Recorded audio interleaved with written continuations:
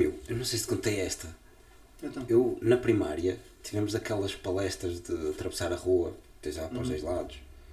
Pá, e uma das raparigas estava a apresentar, pá, eu devia ter para aí 6, 7 anos, e eu lembro-me de pensar, aquela rapariga é mesmo bonita. E na fila da frente estava um colega meu que era gago. E o gajo sempre tinha uma dúvida, o gajo tinha a dificuldade que tinha. Claro. E pá, e há uma parte que a rapariga passa-lhe a mão na cara. E eu, que sortudo. E então fiquei um mês a fingir que era gago.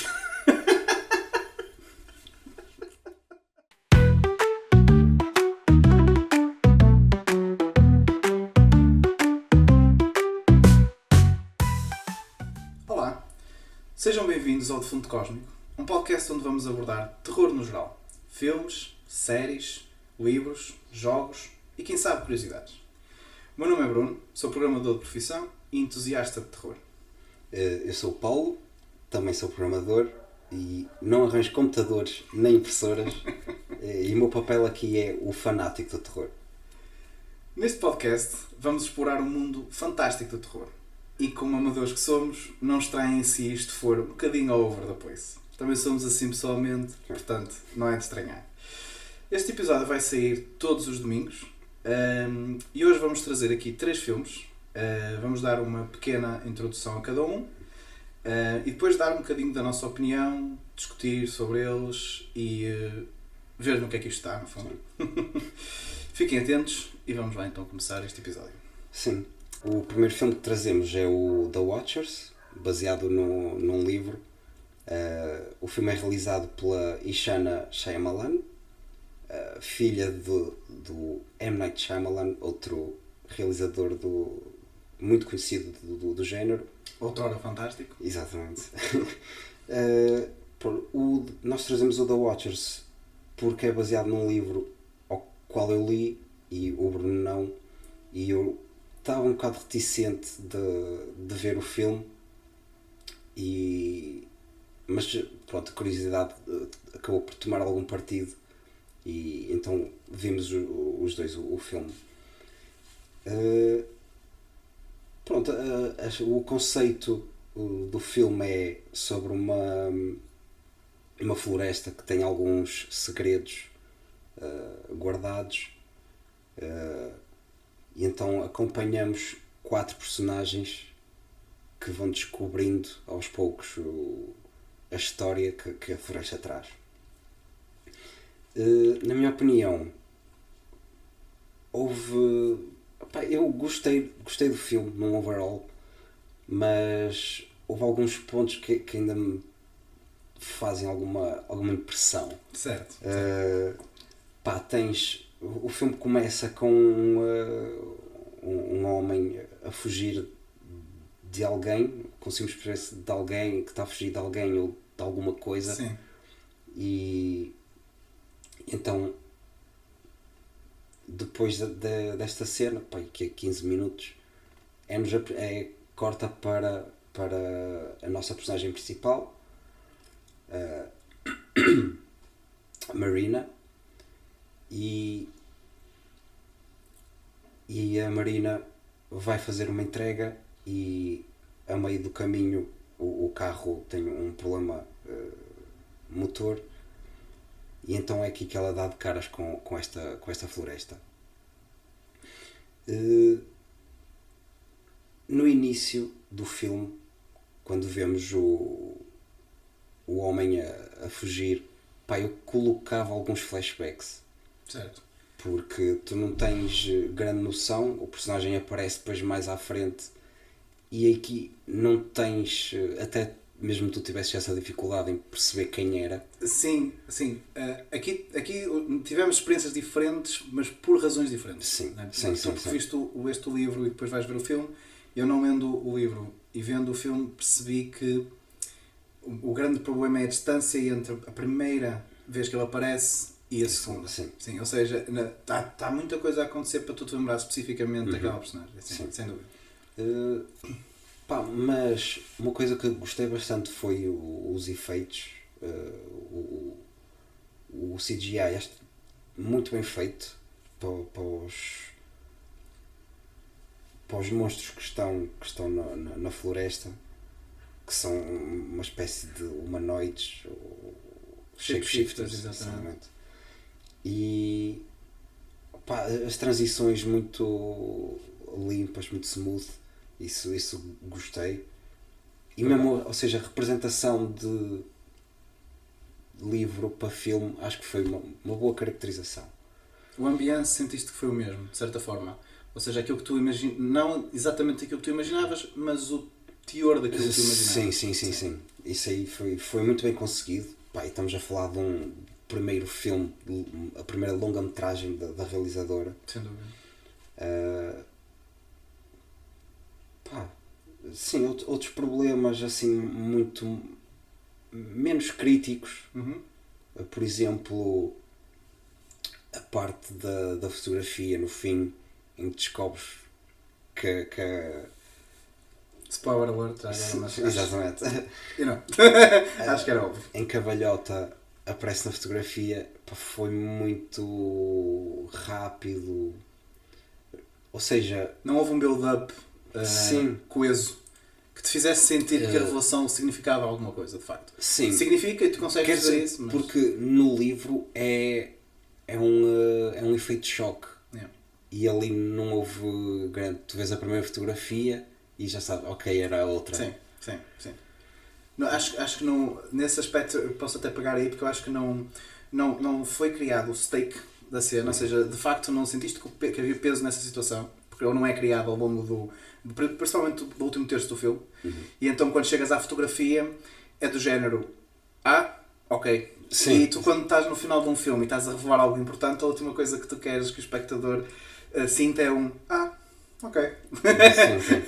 Tu queres no mínimo um uau. E depois, lá está, tipo, eu percebo que este filme tem na minha opinião, tem dois problemas no que toca a quem lê o livro, pelo menos daquilo que eu percebi do que tu me disseste, que é, um deles não é bem culpa de quem realiza, porque acho que é o grande problema das adaptações, que é, independentemente do livro ou filme que tu estejas, ou da história que tu estejas a contar, a perspectiva que tu ganhas ao ler um livro, a realidade em que tu te pões, ou o autor te põe, quando é realmente muito bom, não é bem traduzível para o audiovisual.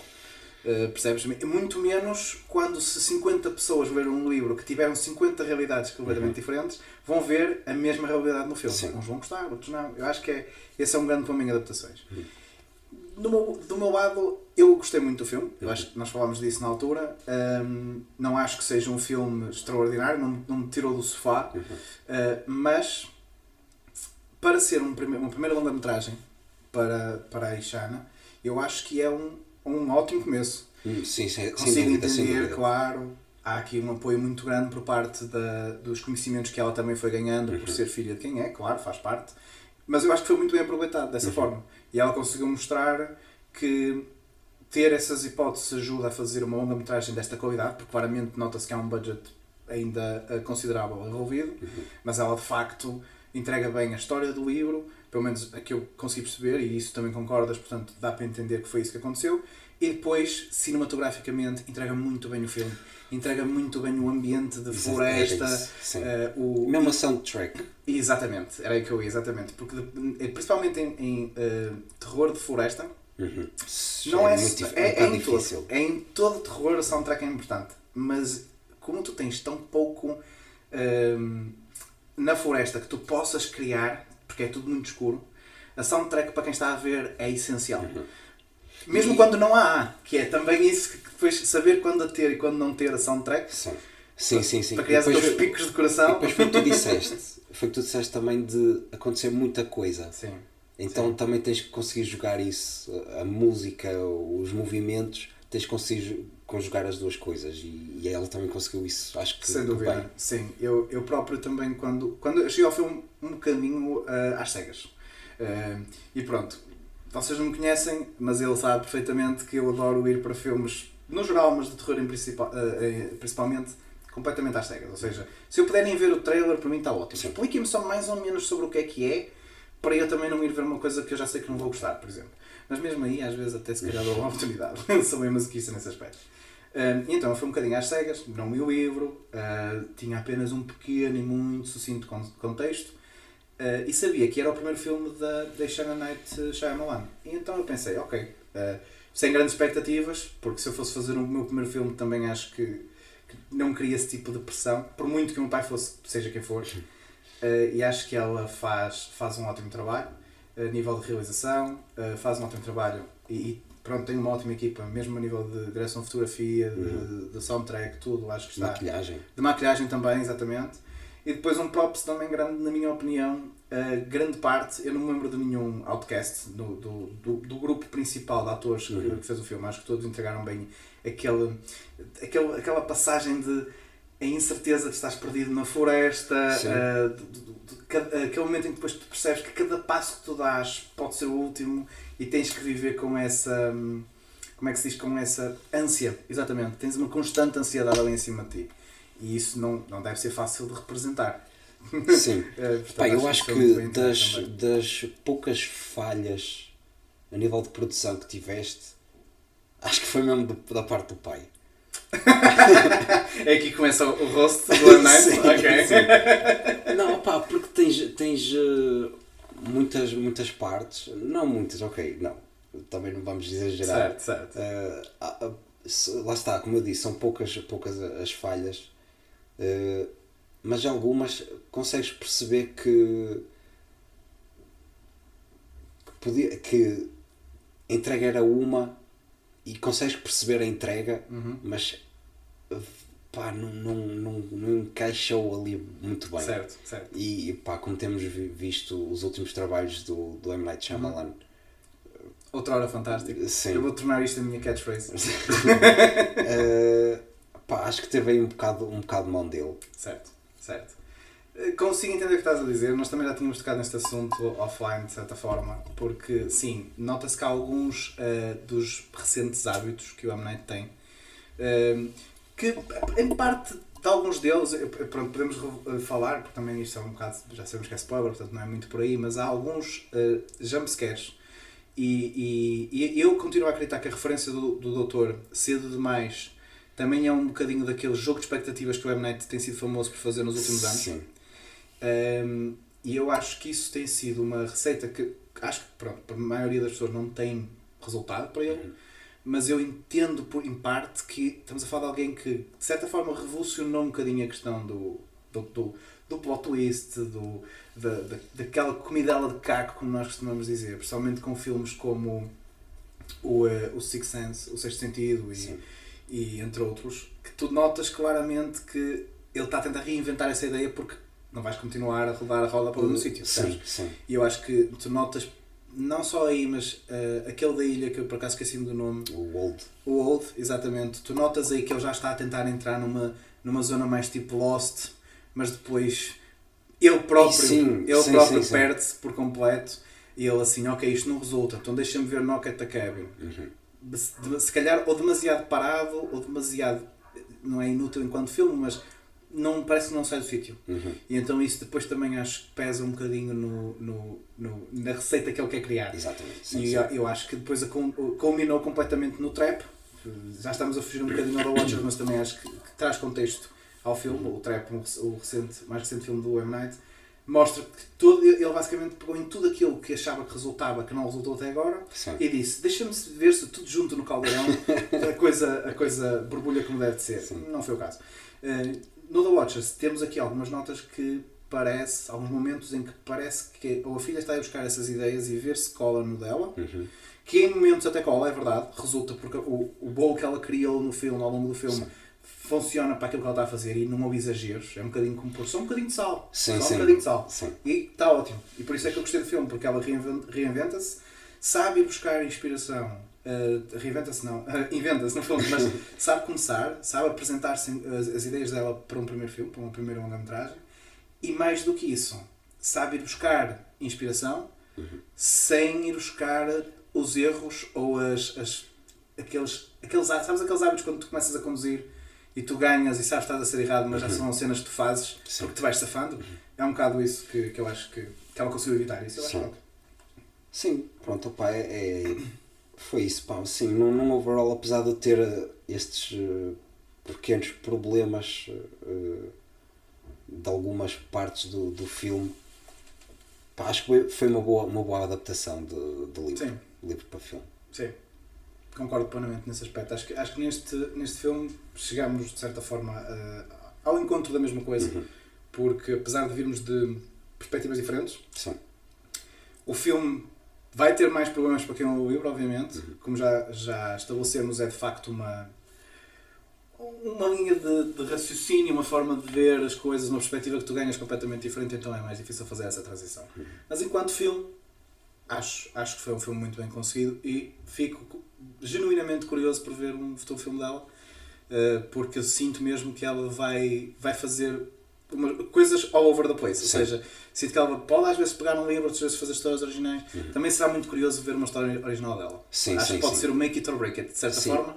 Espero que seja make it. Acho que ela tem caminho para isso. Mas senão também pode voltar aos livros, também não é mau. Ok, acho que sim. Para o segundo filme, acho que é uma boa ideia. Pronto, o segundo filme que vamos trazer é o Long Legs, que é um filme do Oz Perkins, starring Nicolas Cage, obviamente, porque só podia. Pronto, se calhar eu vou explicar primeiro o filme, que eu acho que é mais fácil, principalmente para quem ou já não se lembra bem ou por acaso não tenha visto. Spoiler alert, já avisamos, mas fica sempre bem dizer. É um filme sobre um serial killer que de certa forma anda a assombrar uma aldeia nos Estados Unidos. Não se percebe bem como é que ele faz as coisas, porque todos os crimes cometidos por esta entidade que nós ainda não conseguimos entender quem é, são muito enigmáticos. Como por exemplo, o FBI, quando encontra este serial killer pela primeira vez, ele percebe que as vítimas aparecem mortas, mas todas com sinais de suicídio por parte... são sempre famílias. Suicídio por parte do pai e a família morta pelo pai. Portanto, o pai mata toda a gente e mata-se. Este é o cenário que eles encontram sempre. E começam a encontrar um padrão. Mesmo para nós que estamos a ver, isto é um bocadinho género. Principalmente para quem está a ver o filme num aspecto técnico. A primeira coisa que me ocorreu quando estava a ver era o género. Como é que ele vai sair daqui? Narrativamente falando, estás a ver o género? Tipo, ok, é bold, estás a ver? Tipo, é de uma coragem imensurável, mas vamos lá ver, vamos seguir por aqui. Pronto, e depois, isto depois vai ser um bocadinho jogo de gato e rato entre a investigadora principal e o Long Legs. Pronto, isto é mais ou menos a sinopse do filme, de certa forma, acho que estamos on check. E pronto, a minha experiência foi, nós vimos no cinema, fomos ver ao cinema, e a minha experiência vai divergir um bocadinho aqui do Paulo. E eu acredito que para quem esteja a ver isto, porque eu sei que foi o filme que principalmente a malta mais aficionada do terror certamente adorou, principalmente por causa da prestação do Nicolas Cage, que é fenomenal. Mas é o Nicolas Cage. Para quem já viu o Mandy, que eu recomendo vivamente que vejam se não viram, principalmente em Ácidos, que deve ser fantástico. É um filme psicadélico de terror muito, muito incrível, pelo surreal que é. E o Nicolas Cage acho que aí mostrou-me que este gajo pode fazer qualquer coisa, para começar. Sim. E depois quando eu ouvi que ele ia fazer o Long Legs, cinema, Paulo, imediatamente. Não sei quando, nem como, mas cinema. No entanto, a minha experiência no cinema não foi exatamente aquilo que eu estava à espera. E depois aqui é um bocadinho aquela dualidade. Será que não estava, que eu não fiquei tão uau? Porque pus a expectativa tão lá em cima? Ou porque simplesmente haviam problemas que eu vi no filme que não gostei tanto, pessoalmente falando, digamos assim. Gostei do filme overall, ok? Eu acho que é um filme que está bem escrito, é um filme que a realização é fantástica, a filmagem é o ponto certo de creepy, em algumas partes, e eu acho que isso é o que faz grande parte do filme, e aquilo que eu posso dizer é que o problema, porque na verdade é um problema que eu tive com este filme, foi o ramp-up final, que eu percebo, porque em filmes de terror é sempre a parte mais challenging, não vou dizer que não é, mas independentemente, acho que é um ramp-up muito rápido, e muito, um bocadinho aquilo que estávamos a falar sobre a foto da velhota no Watchers. Ou seja, não estou a dizer que tu... Aqui é diferente, aqui está melhor construído. Simplesmente eu acho que tu dás um salto maior que a perna para a altura em que estás do filme. Para contextualizar. Portanto, nós chegamos à parte em que o Long Legs é apanhado, e antes de referir seja o que for, tenho que dizer que o interrogatório, a parte do interrogatório do Long Legs, Nicolas Cage... Acho que foi o auge... É isso. Tipo, sim. O filme ganha o dinheiro do bilhete ali. Acabou. Não preciso de ver mais nada para saber que pelo menos já me compensou. Posso vir a ter problemas com este filme, mas já me compensou. De qualquer das formas, até porque tanto ele como ela fazem um papel fantástico. Neste caso, a investigadora do caso, do FBI. E como é que se chama a atriz que eu esqueço-me sempre? Mika Mora. Mika Mora, exatamente. Ela fez Props, o It Follows, fez o exatamente. Watchers, ou Watcher. Watcher, yeah, exatamente. Há 10 anos atrás, acho que foi. E portanto, acho que essa cena é brilhante a nível de realização, a nível de representação. Acho que está mesmo muito boa. Só que é a partir daí que as coisas para mim começam a ficar um bocadinho complicadas. Porquê? Porque nós fomos de uma caça ao assassino com elementos sobrenaturais. Não vou dizer que isso caiu do céu, porque não caiu. Simplesmente o salto... Já ias desconfiando. Já ias desconfiando, exatamente. Já havia... E pronto, depois vou falar do Rewatch, porque este é um filme em que eu tive que ver outra vez para tirar realmente as minhas conclusões. E realmente percebi que os undertones sobrenaturais já lá estão bastante vincados. E eu reparei também que a partir do momento em que acaba o interrogatório, nós começamos a descobrir cada vez mais e mais sobre a história da personagem principal, que no fundo não é o Longlegs, é a Mika Mora, não é? E ela chega a descobrir que a mãe é que era a cúmplice, porque vai sendo introduzido um possível cúmplice do Longlegs, porque torna-se muito difícil que ele faça aquilo tudo sozinho. Ainda por cima depois começam também a acontecer coisas estranhas que ele nem sequer poderia fazer parte, de certa forma. E a mãe então era a cúmplice. Ela foi sendo cúmplice desde que ela era miúda. E quando nós descobrimos isso, e a mãe até mata o inspetor não, aquela inspetora que a vai levar a casa, sim, que também está uma cena top, para fãs de sangue em filmes de terror, tem um prato cheio. E ela chega à casa, descobre que é a mãe, e temos o flashback.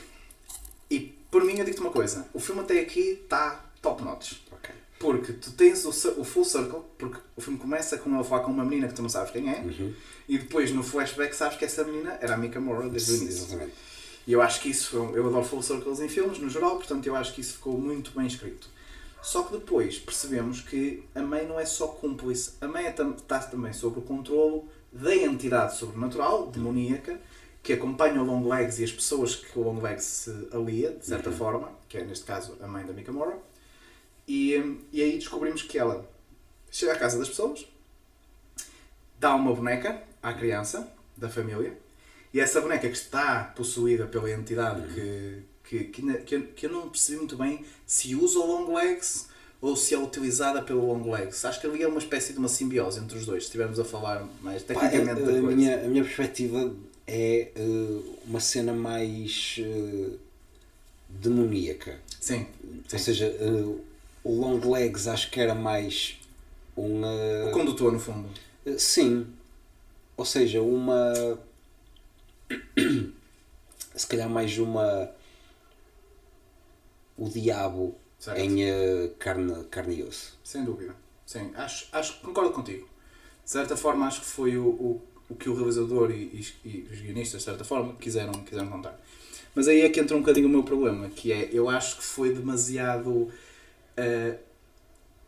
out of place. Acho que é a melhor forma que eu posso explicar, porque acho que simplesmente, por muito que haja undertones ao longo do filme, é muito rápido. Acontece, tipo, de repente é a mãe e tu ainda estás a lidar com esse plot twist e de repente já é uma entidade. Mas para terminar, a minha parte, só mesmo dizendo uma coisa muito simples, que é, no Rewatch ganhei mais apreço por este filme e conseguiu encontrar mais as expectativas que eu já tinha dele, porque apercebi-me desses undertones, dos shots em que tu vês o diabo no sofá, e são coisas que tu não apanhas à primeira vista, a não ser que tenhas sorte de estar a olhar exatamente para onde é preciso. Mas eu acho que isso ficou muito bem na revisão do filme, e consigo mastigar melhor o ramp-up final. Continua a ser para mim uma coisa que eu não estou a dizer que tinha a solução, até já disse isso várias vezes, por acaso tenho pensado desde que falámos disso, e de facto não consigo escrever de maneira diferente, ou melhor, digamos assim, mas acho que poderia ter sido mais trabalhado, e isso tinha dado ainda mais poder ao filme. De resto, Nicolas Cage top, Mika Mora top, fantástico. Pá, sim, este filme foi, de nós dois, gostei bastante. já conhecia também o trabalho e o estilo do Oz Perkins, do realizador. É aqui que entrou o fanático, de certa forma. Exatamente. Pá, o único problema deste filme que eu tenho é contigo. Porque opá, eu gostei muito do filme. Porque eu nunca avalio o filme logo de início. O filme tem aquele slow pacing e eu gosto dos filmes assim, mas pá, ou seja, nunca julgo, se continuo a ver, pá, isto vai chegar a algum ponto. E pá, mesmo esse slow pacing dá-te mais ansiedade. Ok. E acho que até te coloca como colega da detetive. Mas tu consegues fazer isso? Sim, mas eu consigo entender isso. Sim, mas consegue, ou seja, o que ela está a sentir, tu estás a sentir. Certo. E à medida que vais descobrindo, ok, vais tentando juntando as peças. Com ela, de certa forma. O final era a única coisa que eu estava à espera. Okay. Que era, ok, tudo bem, é uma cena sobrenatural ou voodoo, como eles dizem no filme. E a justificação acho que foi perfeita. Não concordo que tenha sido rápida. Ok. Eu acho que perfeita é uma palavra muito forte. Acho que foi perfeita. Tudo bem. Pá, lá está. Ou seja, conhecendo o estilo do Oz Perkins. Certo. Isso também acredito que isso ajude, ok? Pois, eu acho que sim também. Acho que foi... Ou seja, não alongou muito, mas também não te deixou coisas fora. Certo. Ou seja, percebeste... Quer dizer, se olhares ao detalhe, deixou coisas fora. É por isso que o final também não é enigmático, mas é vago no que toca a de onde é que vem esta entidade, porque é que... Por exemplo, eu vou falar da bola, mas antes de gozares, porque eu sei que vais gozar sobre isso... Tu sabes que a bola é de metal e que ele põe na cabeça das bonecas, mas não há tipo um ritual de sacrifício para que aquilo tome controle da... Eu acho que isso acho que ele deixa a cargo da pessoa que está a ver. É por isso que eu estou a dizer. Há coisas que ficam abertas. Certo, mas isso é como o Tarantino. Tu fazes o teu filme. Eu não estou a dizer que isso é mau, estou a dizer que não era o que eu estava à espera, dado como o filme se foi construindo. Parecia daqueles filmes em que tu ias... Lá está, são perspectivas. Sim, mas não me fez confusão. Ok. Até me deu aquela... Ok, já tem uma justificação. É porque sim. Não, deixas a tua conclusão. Certo. Percebes? Mas qual é a tua conclusão então? Se é que a tens, podes não tê-la. Sim, não, é mesmo isso. Ou seja, ele era o diabo em carne e osso. Certo. E... a última vítima que é o inspetor parceiro a filha dela. do sim, inspetor. mas ia ser a família toda, de certa forma. Era a última para completar o puzzle. Certo. Porque tu tinhas sempre o dia 14, o dia 12 e faltava o dia em que a rapariga fazia anos. Exatamente. Isso eu gosto, porque eu gosto desses puzzles, estás a ver? Sim, mas era a última, e é isso que eles tentam descobrir durante o filme. Assim, falta esta data e quando descobres que é a rapariga, aí o puzzle está fechado. Ok. E por isso é que o Longlegs se suicida na investigação. Sim. Na prisão, já está. O meu trabalho aqui está feito. Fui. Percebes? Eu gostei dessa parte, por acaso. Sim. Mas, assim. E não disse nada. Certo. Só depois, quando a detetive vai visitar a mãe e começa a ter as dúvidas que ela tinha, ela também consegue descobri-las. Certo. E depois dá aquele flashback de foi assim que isto começou. Sim. Já agora, por acaso, esqueci-me de referir que a mãe da Mika Morris faz um ótimo papel, principalmente ao longo do filme também, porque ela é meio louca. Ela faz-me lembrar aquelas personagens do Mandy, que são aquelas pessoas que tomaram demasiados ácidos durante o Flower Power e de repente chegaram àquela idade em que fritaram por completo. Sim. Mas no flashback, ela a chorar no carro, por exemplo, quando faz a primeira vítima. Sim. Total. Sim.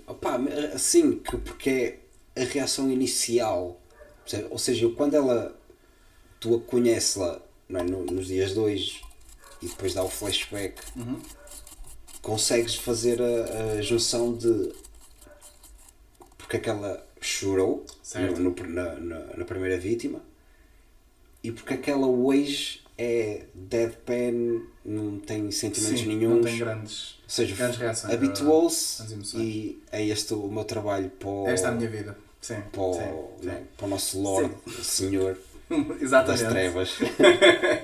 Não, se vais a ver isto. Exatamente. Se Power Alert eu morro no fim. Por acaso, sim, eu consigo entender o teu lado. Nós também já tínhamos falado sobre isto de certa forma. Acho que aqui tocámos em pontos que nunca tínhamos tocado de certa forma. Portanto, isso foi fixe. Mas é o que eu estou a dizer. Eu gostei do filme no geral. Eu fechava de outra forma. Sim, eu acho que podia ser fechado de outra forma. E prometo que se eu um dia conseguir fechar aquilo de uma forma plausível, eu trago para aqui. Okay. E nós vamos rever um possível final para aquilo. Mas no geral dou nota positiva ao filme, sem dúvida nenhuma. Não me arrependo nada de ter ido ao cinema ver o filme. Quanto muito porque eu já disse que só ver o Nicolas Cage naquele filme para mim já bastou muito. Sim. E sim, e no final, para não ser tão negativo sobre o final, pronto, para quem não viu e quer ver o filme, na mesma, apesar dos spoilers, o final, há uma nota positiva que eu tenho que dar ao final, que é tu nunca tinhas conhecido muito bem a família do parceiro dela, mas mesmo o parceiro que foste acompanhando ao longo do filme, ele sempre foi aquele típico polícia, aquele típico agente do FBI, muito estoico, muito preso às ideias, essa coisa de tornar-se muito supernatural, não é por aqui o caminho, e o Tess anda a maluca. Mas ao mesmo tempo consegues perceber que ele tem uma boa relação com a família. Completamente, sim. E o que eu quero dar de positivo ao final é que, tanto para os atores, principalmente para ele, para o agente parceiro, brutal a forma como que há um flip gigante, não é? Porque ele está possuído e vai matar a família toda, não é? Acho que ele entrega espetacularmente bem aquilo. A mulher está ótima num papel que pode parecer fácil, mas eu acho que é difícil de simplesmente estar ali em constantes tremores e até tem medo de falar porque tem medo que ele simplesmente se passe ali à frente. E depois ele assim, espera por mim na cozinha e a seguir só volto eu. Sim. Isso eu tenho quando ela diz, nós já voltamos, ele, não, eu já volto. É isso, nós já voltamos, eu já volto. Essa é verdade. Sim, opa, a atriz que faz de mulher dele, acho que é um bom exemplo de não há pequenos papéis, só pequenos atores. Bro, um brinde a isso. Sim, senhor. Acho que nem planeava. Sim, pá, este Long Legs para mim só não é o melhor filme do ano, mas acho que consigo encaixá-lo, mas só ponho em segundo, não ponho em primeiro por causa do Alien Romulus. Mas estão ali os dois, imagina, os dois em primeiro, estão empatados. Estão a lutar bem por os dois, se calhar. Eu não sei se tu chegaste a fazer rewatch do Romulus. Ainda não. Pronto, se calhar num rewatch. Sim, se calhar trazemos cá outro dia. Quem sabe, sim. E sim, acho que no geral a ideia que fica, nós não vamos, neste filme, nós já desde que saímos do cinema não vamos concordar em tudo, mas saímos os dois contentes. Mas tu estás errado. Não sempre acontece. Certo, pronto. É como tu viveres melhor. Para o lado de tu dormes melhor. Pronto, mas sim, eu acho que sobre o Long Legs é muito isso. Parabéns Nicolas Cage e parabéns ao Ozzy Perkins também pelo filme. E podemos seguir para o nosso terceiro filme. Sim. E para mim o mais aguardado. Exatamente. Porque este será... Lá está, eu ainda não fiz, porque também o ano ainda não acabou. Se bem que também só nos falta o Nosferatu, provavelmente, a nível de terror. Veremos o que é que há para aí. Mas a nível do ano eu diria que pode muito bem vir a ser o meu filme favorito deste ano. Ok. Que é o Maxine, do Ty West. Não, pronto. Ao ouvir esta conversa, se calhar não, pode ser surpresa na mesma, mas no futuro deste podcast, eu falar do Maxine como se não fosse grande surpresa, não há de ser grande surpresa para vocês. Portanto, o Maxine é o final da trilogia do X, do Ty West. Para mim, é para já o alma mater dele, não é? Apesar de eu ser um enorme fã do House of the Devil, que ele lançou em 2009, que para quem viu e agora está a pesquisar, aquilo é de 2009, ele é assim tão talentoso. E eu acho que o Maxine ele consegue, até posso começar por aí, eu acho que o Maxine consegue também fazer isso. Parece que o filme não é deste ano. Sim, dá-te a mesma Sensação. fotografia. Exatamente. Como se fosse... Coloca naquela linha temporal. Exatamente. Para contextualizar, quem não viu ou quem já não se lembra, o X, a trilogia do X, que ele criou, são 3 filmes, o X, o Pearl e o Maxine. Segue a história da fantástica Mia Goth. Tentar não ser muito simp, acho que não fica bem. A fantástica Mia Goth. Sabes que a tua namorada está a ver isto. Eu sei, precisamente por causa disso que eu não posso ser muito simp. Mas ela viu os filmes comigo, portanto ela sabe perfeitamente como é que isto funciona. Mas que ela te deixava por ela. Exatamente. Portanto, nós seguimos em parte a história da Maxine.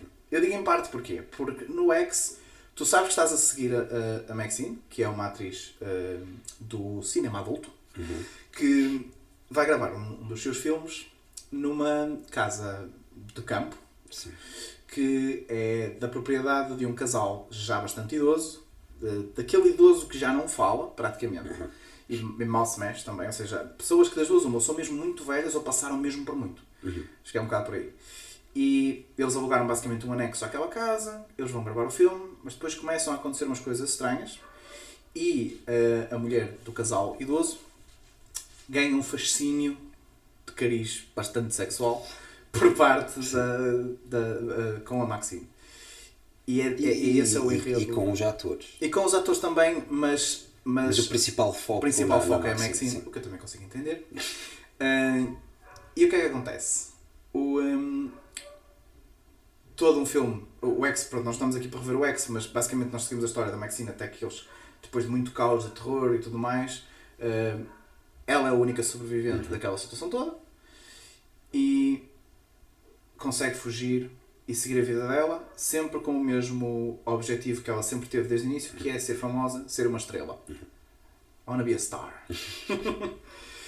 No segundo filme, que, pronto, eu posso já dizer, porque também acho que disse isso, é um dos meus filmes favoritos de terror de sempre, que é o Pearl.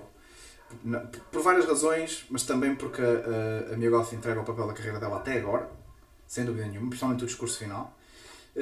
O Pearl é um bocadinho diferente, é aqui que o Ty West começa a brincar um bocadinho com a linha temporal desta trilogia, em que ele, em vez de continuar a história da Maxine, vai contar a história da Pearl. A Pearl, neste caso, é a balhota, a mulher do X, a que ganha uma fantasia com a Maxine, e nós vamos saber como é que ela chegou a ser aquela balhota naquela casa. Sim. Onde eles foram gravar o filme no começo. E acaba por te responder à pergunta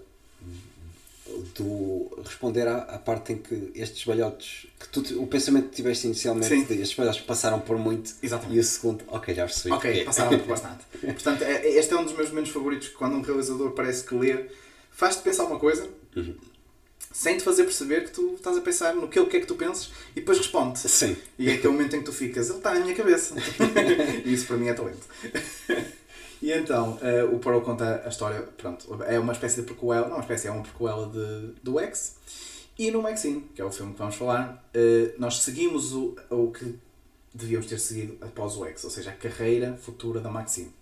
Ela continua ainda muito envolvida no cinema para adultos, mas continua a procurar os papéis ditos mais normais, mais de cinema, porque é como se há duas coisas que se costuma dizer, e não é só costumar-se dizer, o próprio Ty West fala muito disso neste filme, que é, nunca vais ser uma estrela se fores uma atriz pornográfica, da mesma forma que nunca vais ser uma estrela, que ele gosta muito de falar disto, se fizeres filmes de terror. Sim. E ele gosta de encaixar essa ali, o que eu acho que é bastante satírico da parte dele, eu gostei bastante dessa nota. E basicamente vamos seguir a história dela, o rumo a ser famosa. Ela finalmente consegue, até porque o filme começa mesmo na audição para o filme que ela queria mesmo fazer, que é uma sequela de um filme de terror que ela gostava muito. E então ela continuou, conseguiu esse papel. Nunca se separou muito da carreira que tinha antes, enquanto não tivesse aquilo garantido, porque há contas para pagar, é normal. E ao longo do filme nós vamos ver um bocadinho das dificuldades que ela vai tendo, porque o filme passa-se nos anos 80, em paralelo do serial killer, o Night Stalker, que era o Richard Ramirez. O Richie, exatamente.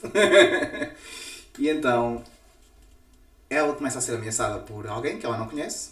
Nós somos constantemente abordados pelas notícias sobre o Night Stalker.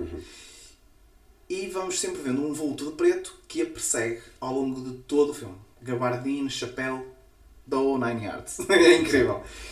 E cria-te sempre aquela ideia de que o Night Stalker ganhou um interesse na Maxine. O que é perfeitamente plausível, é entregue de forma perfeitamente plausível. E no final, então, vamos descobrir que não é bem assim. E, no fundo, o filme é muito isto. Ela tem que lidar na mesma com... Ela consegue o papel, tem que ir fazer as gravações e tudo mais. Sim. Mas, ao mesmo tempo, está a ser ameaçada e constantemente perseguida pelo Night Stalker, entre aspas, porque, de certa forma, não é bem ele. Pronto. A minha opinião sobre o filme. Eu adorei o filme. Não é o meu filme favorito da trilogia, mas eu já tinha pensado nessa possibilidade da primeira vez que vi. Em rewatch, definitivamente, acho que ponho em segundo lugar. Apesar de gostar do X, o Pearl é o primeiro. Acho que isso também já deixei claro. Mas consigo pôr à frente. Porquê? Porque eu acho que o Maxine faz uma coisa mais difícil do que o X. Porque tem que fechar uma trilogia. E tem que fechá-la bem. Okay.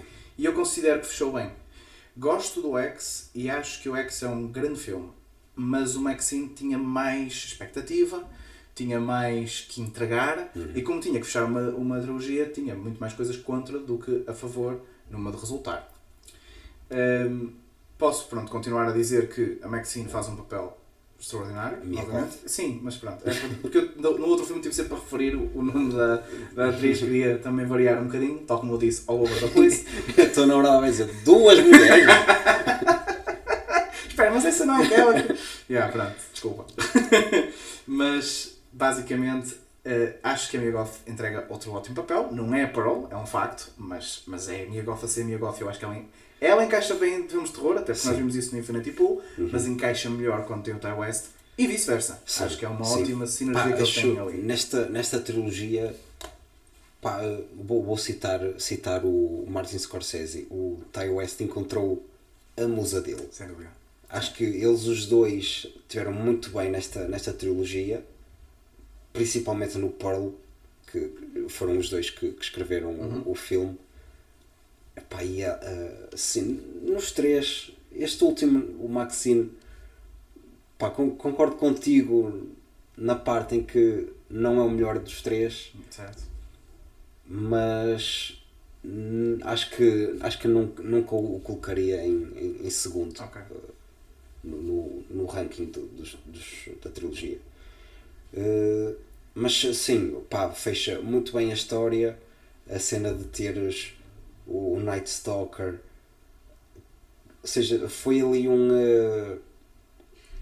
como é que se diz? Conduziu-te para o sítio...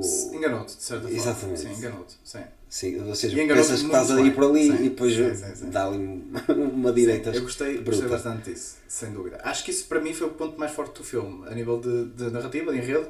Sim, foi a questão o paralelismo entre o Night Stalker e o pai da Maxine. Pronto, agora outra vez, mas é isso.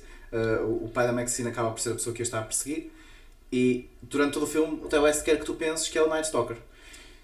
E a forma como entrega, porque depois este tipo de enredo e de narrativa são difíceis, ou seja, dependem muito da forma como são mostradas, de certa forma, como são apresentadas ao espectador. E o pai da Maxine já é apresentado no X, certo, de forma muito subtil. Está nas notícias, acaba com um discurso dele. O Maxine começa outra vez com ele e a Maxine quando era mais nova e... ou seja, o twist que o M. Night Shyamalan nunca conseguiu fazer. Nunca também é capaz de ser uma fala muito forte. Agora, ultimamente, concordo. O twist de ser o pai dela quem andava atrás foi muito bem feito porque, ou seja, no X tinhas estas dicas sutis, no Maxine aparece no início, mas depois a história continua e, como disseste, és constantemente abordado pelo Night Stalker. Quando ele aparece, eu nunca mais lembro dele. Nunca na vida. Quem é esse velhote? Quem é este gajo? E isso foi muito bem jogado. A nível de escrita, Ty West. Sim. foi muito bem jogado, muito bem jogado. Sim. Para mim esse twist é o MVP deste filme, é verdade. Eu gosto sempre de relembrar esta parte porque eu acho que o Ty West foi deixando isso muito, não é bem subtil, porque eu acho que também já acaba por ser uma imagem de marca, mas o Ty West gosta muito de jogar com... É uma espécie de, ele cria uma espécie de uma trindade que eu gosto de às vezes encontrar quando é bem feita num filme de terror, que é fazer uma espécie de comédia entre aquilo que é o sexual, o cariz sexual, o sangue, ok? E quando metes tipo a moral da história. A moralidade. Sim, a moralidade. Ele gosta muito de fazer esta cena. E ele, pronto, com toda a história dela ser uma atriz pornográfica, ele consegue muito encaixar isso. No Maxine eu acho que ele faz como não conseguiu fazer em nenhum dos filmes. Que é, principalmente em duas cenas. A primeira, numa cena e numa parte do enredo. A cena é quando a Maxine é perseguida por aquele gajo no beco, que ela fica presa, Sim. e depois ele acha que ele vai conseguir matar e ela drop motherfucker, que eu adoro essa parte também, saca da pistola, e quando ela depois pisa uma parte sensível a nível masculino, não sei se lembras, com o tacão. Aí sim. E isto é... Já me tinha esquecido dessa cena. Eu não vou esquecer, é difícil. Por acaso é incrível, porque eu quando estava a ver com a Ana a segunda vez, como eu já tinha visto, foi a rapariga a fazer... Portanto, Ty West conseguiste criar aqui algo também muito giro. E ele consegue fazer isso muito bem. E ele gosta. Só que ele não gosta de tipo... Ele fez no Maxine da forma como eu não é costume ele fazer, que é mesmo big on the screen. Tipo, tá ali, toma lá. Mas ele gosta de deixar isso acontecer e depois... E tu... Sim. E depois ele fez isso também muito bem, na minha opinião. E isso também tem a ver com o rewatch que eu fiz. Que é... Tu ao longo do filme, tu achas que é o Night Stalker. Sim. E principalmente por causa da primeira cena em que tu o vês a vê-la a fazer strip, tu pensas, este gajo quer, não é? Há um cariz sexual no fanatismo dele. E depois percebes que é o pai dela.